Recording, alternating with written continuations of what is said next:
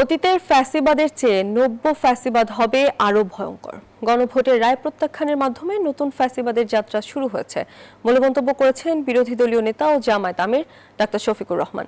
সকালে রাজধানীর বকবাজারে আল ফালাহ মিলনায়তনে জেলা আমির সম্মেলনে এসব কথা বলেন তিনি। বলেন, নির্বাচনে অন্তর্বর্তী সরকারের যোগ সাজশে ইঞ্জিনিয়ারিং হয়েছে। সংবিধানে ইচ্ছেমতো সংশোধনের মাধ্যমে ফ্যাসিবাদী কায়দায় বিএনপি সরকার দেশ চালাতে চায়। অভিযোগ করে জামায়াত আমির বলেন, সংসদে বিরোধী দলের কণ্ঠরোধ করা হচ্ছে, তাই জনস্বার্থ রক্ষায় রাজপথে নামতে বাধ্য হচ্ছে 11 দলীয় ঐক্য। সংসদ এবং রাজপথে জনগণের এজেন্ডা নিয়ে সবর থাকবে জামায়াত। আমরা আশঙ্কা করছি অতীতের ফ্যাসিজমের চাইতে আগামীর ফ্যাসিজম হবে আরো ভয়াবহ।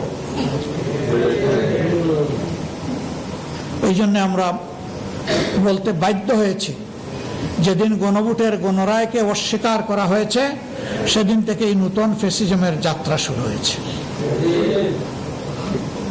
গণতন্ত্রের মূল্যবোধিত হচ্ছে মানুষের অধিকাংশের রায়কে সম্মান করা, আর এখানে অধিকাংশের রায়কে করা হলো অপমান।